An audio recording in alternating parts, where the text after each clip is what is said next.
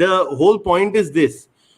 No matter how much we tried, we were not really able to penetrate the Chinese market with our pharma, India that is, with pharma and our IT sectors. The Chinese have just ended up putting a whole bunch of non-tariff barriers over there, learning from the Western economies. And they are also into the standards game now, industrial standards and other things, which is another non-tariff barrier, essentially, another kind of non-tariff barrier. And a whole range of them are possible, which is why there was RCEP made no sense. RCEP made no sense to us. They would block us from, they don't use tariffs to block our exports. They simply use non-tariff barriers and various other means, right, to create problems with market access. So the point is, why do an RCEP with them? And given that we did not do an RCEP with them, we did not become a part of we refused to become a part of the yuan's key currency area. We are very much a part of the dollar's key currency area. Now, I'll explain that in a bit. I'll take your question first. No, just an observation. Yeah. That the GSM, the global standards for telecommunication, GSM, was basically, it basically moved its office from Europe to Shanghai, someplace. And China took over those standards. And this was 10 years ago. So just think about it. Think about how much they had put in thought into this and planned ahead of time. Between 2000 and 2010, they had 3,000 employees in Geneva at the WTO. And after 2010, just imagine they took over the GSM standards. That's basically giving you a couple of data points on what you were actually talking about, non-tariff measures, friction, and controlling that. See, I'm glad you brought this up because what happened is the Chinese knew that they would have to move up the value chain. That was clear to them from as early as 2004 when they started talking about rebalancing the economy. They made, given that they had basically they had been on the sidelines of 1G, 2G, 3G, even 3G to an extent, they said we will define 3GPP for the move to 5G essentially. So they have a whole bunch of standards, essential patents as far as 5G technology is concerned because they invested. And what you mentioned, they sent a lot of people taking advantage of Europe's, very, what should I say? Naive is the word. State. Sri Narasimhan, it's not just naive. Europe was in a has been in a terrible state since the Great Recession. So a lot of things have been bought by the Chinese under the table by them. Under the table as in a not so transparent manner from European companies. And before the Obama administration woke up to this, a lot had already gone to China. You will see there is a huge change in the quality of China's military industrial complex also between 2010 and now. And Europe has had a huge role to play in that. And in fact, this is something that India also needs to look at. Europe still requires a partner. The Chinese don't need them so much, but India can gain from Europe because America is not going to release technology, right? So that easily. So that's a separate discussion, of course. So they did that. They have standards, essential patents. And now we are looking to make sure we don't miss the 6G bus that we define. See, the Chinese have two programs. One is called Made in China 2025, right? And the other is Made in essentially Standards of China, Made in China Standards 2035. They have understood that it is the pinnacle of any manufacturing value chain is the entity that defines the standard. Some things the Japanese understood a long time ago, right? Which is why the Japanese are afloat in many ways. The Japanese had MITI, MITI. Our NITI, Niti Ayog, they had MITI. Yeah, they had MITI, and then in the unipolar moment, they brought out a lot of research saying, no, MITI wasn't so effective, blah, blah, this, that. Now they have gone back on that. They have made an METI now. That MITI is in a new avatar called METI. Okay. So in fact, we also need a proper Ministry of Industries, which is like MITI and looks at technology acquisition from various sources in the world. So so the bottom line is that they moved in that direction. Obviously, they invest properly. There's no doubt about that. But even then, the incumbency the United States has in areas like materials for jet engines, for semiconductors, in the entire semiconductor value chain, the Chinese will not be able to, overcome so easily. That incumbency factor is very significant. And now what America is doing is, it is essentially doing the same thing it did to the Soviet Union in the 1980s. After the Brezhnev doctrine gave way to, basically Andropov and then early Gorbachev, when Reagan came in and the Cold War hotted up again, that is when they came up with COCOM, which basically controlled the flow of technology to the Soviet Union. If you remember, there was the whole Toshiba Kongsberg scandal.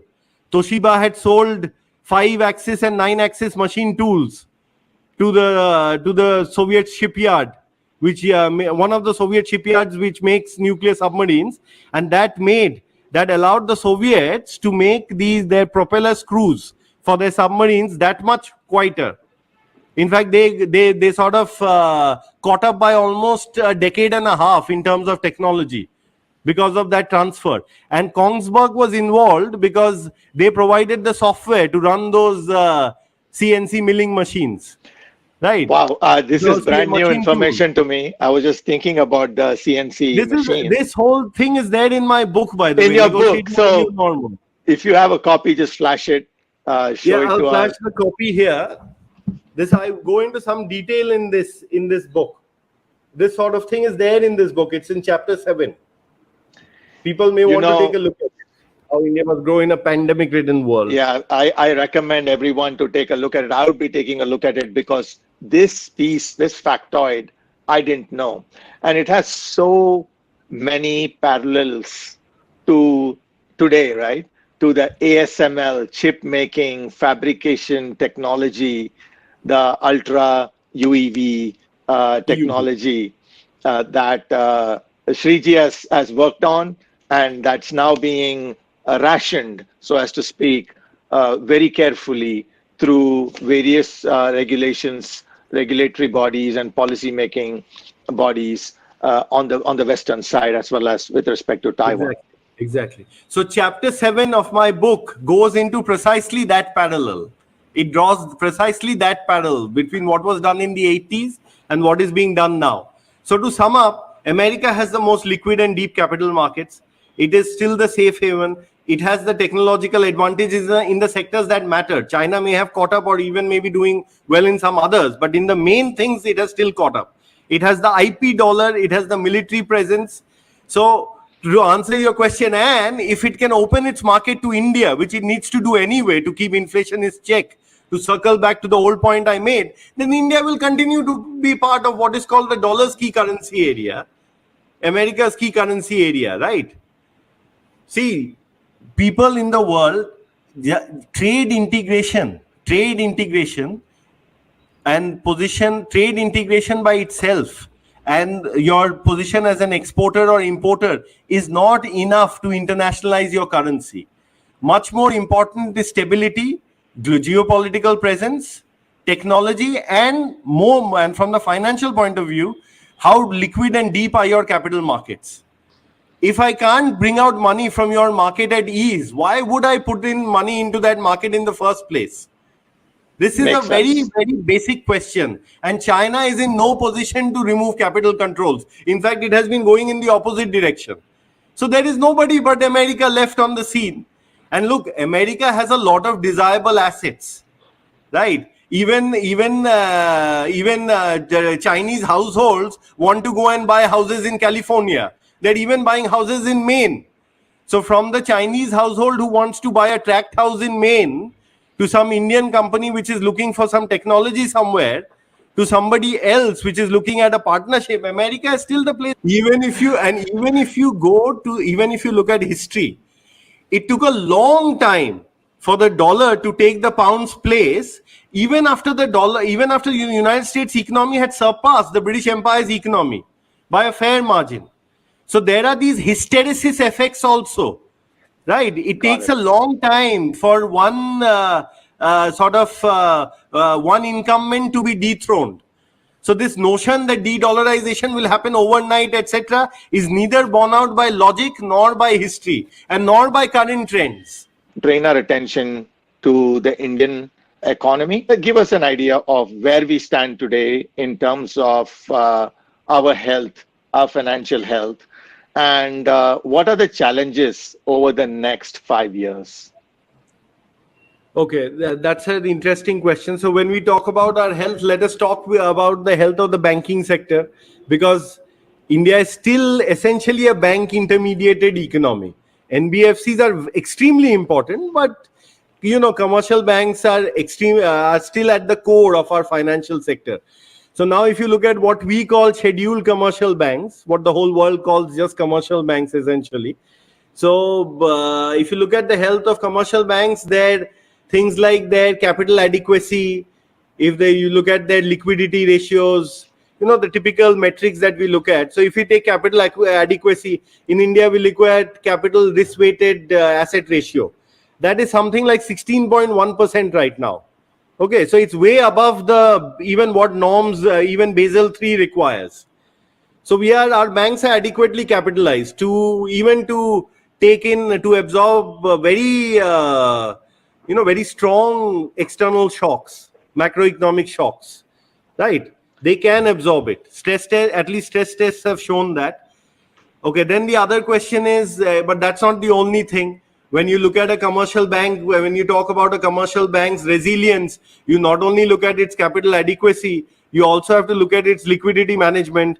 You'll have to look at its profitability, and you'll also have to look at whether it can maintain income streams or not in the face of macroeconomic shocks, in the face of a economy-wide shock.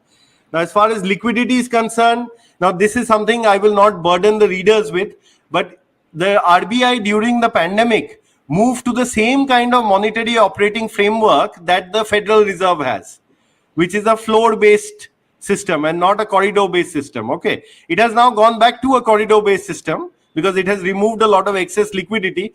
But we can also do quantitative easing now. Our markets are sufficiently liquid and deep to do that. So when you have ample liquidity in the system, the corridor collapses into a floor essentially. Today in India, we have introduced something called a standing deposit facility.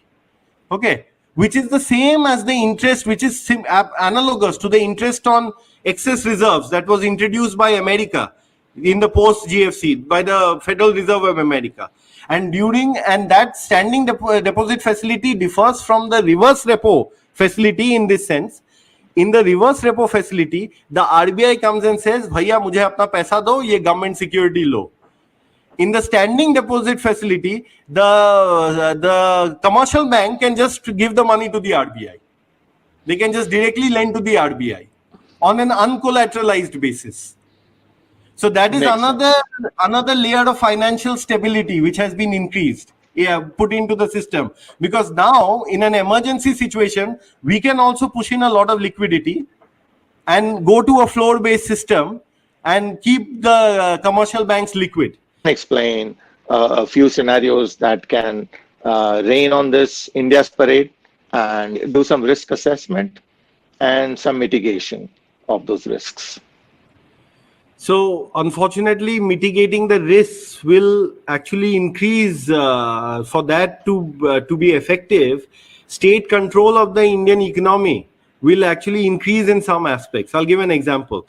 The RBI is now looking very closely at business models of banks, because they don't just want to go by just by some cardinal parameters. They want to see whether the amount of capital adequacy and the kind of liquidity provisioning you have is in conformity with the kind of business model you have. They are becoming much more aggressive about both internal and external audits. They are now mandating that branch audits have to happen to the tune of 70% of assets will have to be audited by the external auditor. So they are creating what some would say intrusive assurance and governance frameworks. But that is required in such a scenario, because just the cardinal parameters can hide many micro aspects and may hide asset quality also. Here we circle back to the American situation. America is considered to be a safe haven. But if safe things over there start failing, then many of the things to which Indian banks have exposures may not seem so safe anymore, right? We have to move away from an incurred loss model to an expected loss model for commercial banks. Right now, provisioning is done on the basis of incurred loss, as in post facto. But we have to, like what we do for NBFCs in India, we have to do for commercial banks. China's banking system over the last 40 years, did they take risks, and did they take calculated risks? If we say, hey, we want the same thing that China ordered, would that be a smart? Not only the answer will be segmented. Their focus on standards and R&D, we must emulate. Their focus on becoming as big as possible by increasing the asset pool of your economy, by creating newer and newer airports and ports and things which are redundant, which are not going to be used or can't be monetized easily, that should not. We should build what we require. So our infrastructure planning has to be very good. We should build what is required. We talk about multimodal infrastructure, right? Multimodal transport. So we should do that properly. That should not be a euphemism. We should build what is required. We should keep in mind the resilience required in terms of environmental sustainability also. So that aspect is there. And as far as what the banking sector did, it only took risks. Let's put it that way. Okay. Because a lot of it was government owned and policy loans were given willy-nilly. In fact, we also gave a lot of policy loans and ended up in that 2012, 2013 scenario. Thankfully, we've gone back from there. And the RBI has a prompt corrective action framework now. It sequesters banks which are showing signs of stress. And now it has a stability framework, scale-based stability framework for NBFCs also. Because see, the RBI dropped the ball on ILNFS. We cannot allow it to drop the ball again. And the government has to work very closely with the RBI. It has to allow public sector banks to be properly scrutinized and not fight over the PCA. See, I'll tell you one thing. The government has done the right thing with the PLIs, etc. That is to remove the disability we have vis-a-vis the East Asian countries and attain scale in various manufacturing sectors. Once you attain scale, you can indigenize the supply chain. That is the import substitution part. And the export promotion part is because you've attained scale and you reduce your cost structure. And because you may have made better ports and port linkages, you can export. So that improves your current account position anyway, right? Because you export more, you import less. Also, because now you are a viable destination for manufacturing, a lot more FDI comes into your economy. That papers over your capital account requirements. See, Absolutely. One of the strengths of the Indian economy right now is our entire current account deficit is covered by our foreign direct investments. On the capital side, we are very well covered by FDI. So, and also we are well prepared for what is called a sudden stop. Suppose the American banks start going down and America pushes in liquidity, and there is this global safe haven effect and all money starts running over there. That will happen initially. Then money will again run back over here when interest rates decline to the zero lower bound in America. But initially, when the crisis breaks, where everybody is clear that a crisis has happened, a huge volume of money will go back to America before it comes back again after the same old, debt deflation mitigating policies are used by them. So when that happens, we'll have a liquidity problem in our banks, but we will be able to deal with it. And on the macro level, we will be able to deal with it because our reserves are adequate to cover our external balances. We are much better prepared than we were in 2012, 13. Our current account deficit is much smaller, right? And on top of that, our debt service coverage ratios are also much better. I'm talking about external macro level debt. Our NPA situation has been resolved to a great extent. The gross NPAs now are below 5% for our commercial banks. So we are doing well there as well now. Also, because of the pandemic, various corporate entities in India could deleverage a lot. So corporate balance sheets are also clear. So this is the time when we have to kickstart the investment cycle in India, which has been at a trough, right? Which has been at a trough for over a decade now. When we talk of the jobs crisis in India, we are essentially talking about a private investment crisis. The government can only do so much. It can do the crowding in part. It can create infrastructure, R&D. But the private sector will have to see that we need to come in. So we should not do anything that hurts demand, consumer demand in the economy.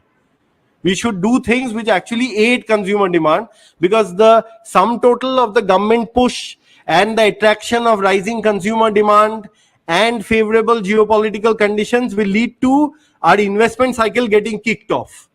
And once the investment cycle gets kicked off, right, we will be in a pole position by around 2038. We'll be in pole position by 2038 or so. But this is a big if. Okay, this is the opportunity. If the investment cycle doesn't kick off, then you know what is going to happen. We are going to have chronic unemployment, which is going to be, structural unemployment at 10%, close to 10%, and the attendant consequences of that, right? You will have low growth, you will have instability, so on and so forth. So those are the scenarios that we are looking at. But we are, as far as a priori, I can say we are more or less provisioned for at least one big financial shock coming from the West at the moment. And that would be my overall feeling about the matter, right? So Makes that is how I sense. would put it. Thank you for that answer. You projected out to 15 years, and that means there are 3 5-year cycles to get to 2038, and that's very much a part of the politics, the geopolitics, and everything that P Gurus focuses on. So Shriji, you had a question, so go ahead. Thank you. Just this is the last question, and then we can wrap this up. Many of the banks, public sector banks, have been merging to become bigger and bigger banks. But if you drive down a road, 3 banks, which are all under one bank now, continue to have the same branches, continue to have their staff. A lot of redundancy is what I'm getting at. When do you think the Modi government is going to start, getting rid of these redundancies? Because everything is computerized now. You don't need that many people. When do you think that wind down of the workforce is going to happen in banks? See, I will not speak for a specific government, but I can say that any government, or rather whatever government we talk of, is likely to do this when the employment situation improves in India. Because right now, I can tell you something, no government is going to reduce PSU employment in a situation where stable, well-paying jobs are hard to come by. Only when private investment, because that is going to have an impact on aggregate demand in the economy. See, I said that we cannot do anything to hurt consumer demand at the moment. If you start rationalizing and you start privatizing PSUs, and that leads to a decline in that kind of employment, that is going to have an impact, especially in the urban sector, urban economies, which drive consumer demand to a great extent even now, right? So they are not going to do that. They're going to do that when the investment cycle kicks off. If the investment cycle kicks off, you will see 2 things happening very quickly in India. You will see the government finally exiting what they are calling the non-strategic sectors, and you will also see the government moving to a more liberalized labor code.